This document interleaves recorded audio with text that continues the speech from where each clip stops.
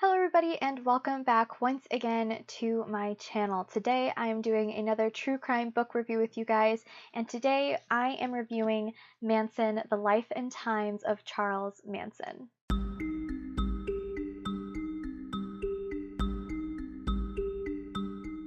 Now this book is written by Jeff Guinn, and he has actually written a few books on more of the biography kind of realm. He has also written about the Jonestown People's Temple, all the things that kind of happened there. That is a book that I definitely hope to read and review for you guys as well someday. And he's also done some other kind of interesting topics as well. So what I found I really liked about this book is that it has a ton of background information, which is great. I feel that that's something that really helps us kind of get down and dig deep and kind of understand where some of these issues with people like Charles Manson come from. It's not that I'm trying to understand him or like feel bad for him in that kind of way, which I get that some people think that that's what people are trying to do. It's just trying to find, an academic understanding of how you get from, where you start all the way to being a person like Charles Manson or like, Gary Ridgway or Ted Bundy, stuff like that. Somebody who's done such strange and horrible things. So I feel that the background information in this book is really good. There are a ton of sources in this book, and one of the sources listed is a book called Manson in His Own Words, which is a book that was compiled out of interviews that Manson gave while he was in jail. As you guys may know, he did very recently pass within the past couple of weeks here, and this was already on my list of books to do, and I was actually planning on doing it, I think the same week that he ended up passing, just by some weird coincidence, but I was sick and I was losing my voice, so I'm doing it for you now. But yes, so this book has a lot of good background information. I know that other book that is one of the sources, there are so many sources listed for this book, but one of the other books used as a source for this one was Manson in His Own Words, and I have heard really great things about that book as well. I've heard that it gives you a very in-depth detail of what his childhood was like and all of the kinds of different events that kind of led to Charles Manson becoming what he basically was known as in the modern day. But yeah, so that's one of the things I really enjoyed about this book is the in-depth background information. So something that people might not be completely familiar with is that Manson was at one point jailed, and I'm not going to get into too much of it. You guys can read more about that in the book, but he was jailed just before kind of the time when the hippie and free love movement was really catching on. And by the time he got out of jail, he had already missed so much in that time that it kind of felt like a new culture that he was kind of stepping out of prison and just like walking right into. It was kind of a bit of a culture shock, and he was able to actually take this like movement and use it for his own purposes. And it's really strange how he's able to kind of manipulate the idea of the free love movement to kind of gain his followers. It's very interesting. It's definitely worth reading about in this book and in other books about Manson as well. So I don't want to go into too much detail about all of the different things that are in this book or things that are in other Manson books, because there are a lot of books with similar information, but I do feel that this book has a ton of background information. There are so many sources, like I've already said, like there are 26 pages of sources in the back of this book, and they are just astounding, the lengths that Jeff Guinn went to when writing this book.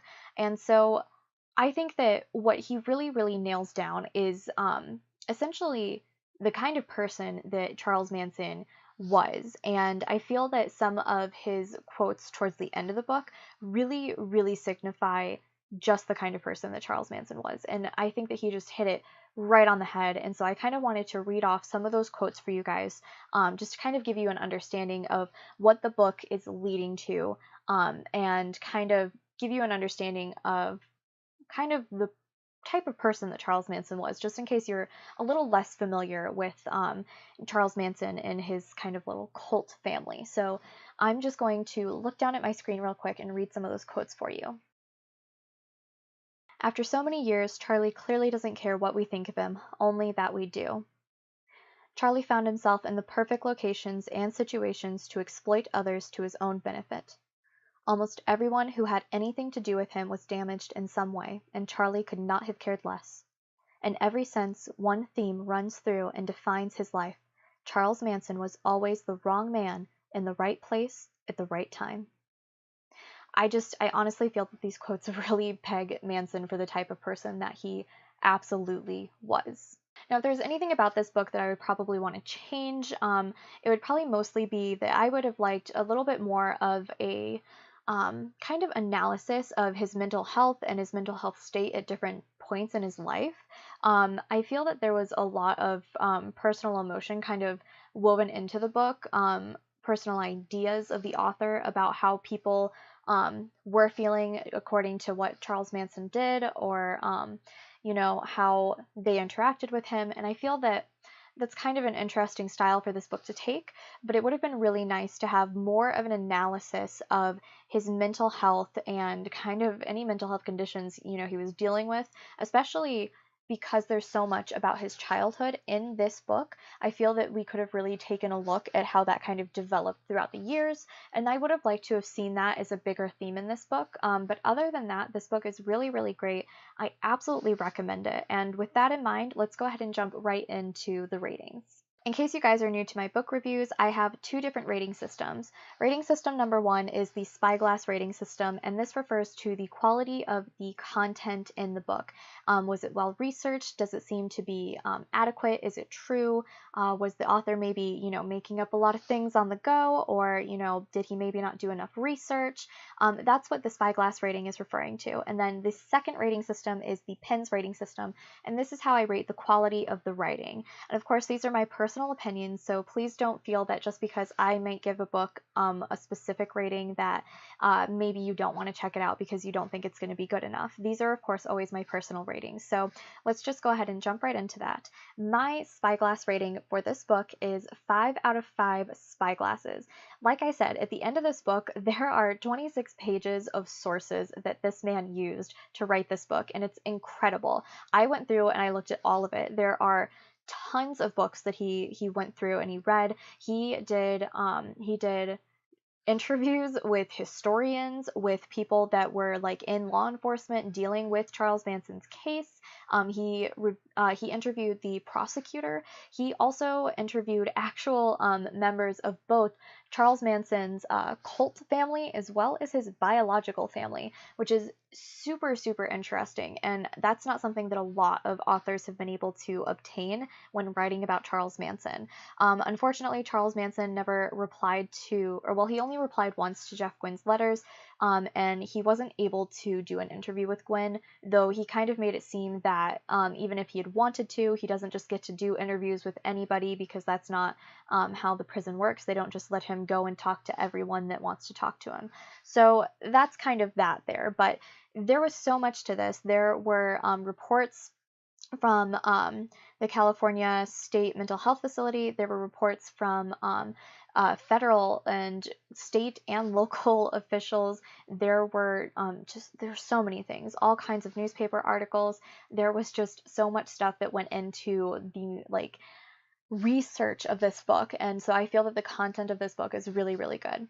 So my PENS rating for this book is a 3 out of 5. I wasn't super terribly thrilled about the writing style of the book, and that is of course just my personal opinion. I don't think that it's poorly written. I just think that it's written in a way that I didn't particularly enjoy a lot. It made it a little more of a labor to kind of read this book. So I just feel that I would have liked it to be a lot more like cold hard facts and a little less emotion on the part of the author, because he kind of imbued a lot of the book with emotions that I feel like some people probably appreciate that in reading this book, but at the same time, I feel like there were a lot of times where maybe it was a little much. Maybe we could have really just done with the cold hard facts and it would have been great. But of course, that's just my personal opinion. So you guys might actually really like that writing style. For me personally, I'm giving it a 3 out of 5 PENS rating. If you guys have read this book, or if you get the chance to pick it up after watching this video and you want to come back and comment about it, let me know what you guys think in the comments down below. How would you guys rate it on these two different systems? You know, what did you like? What did you not like? Go ahead and let me know what you guys think in the comments down below. And I hope you guys enjoyed this little true crime book review today. And I will see you again on Wednesday for another unsolved mystery. Bye!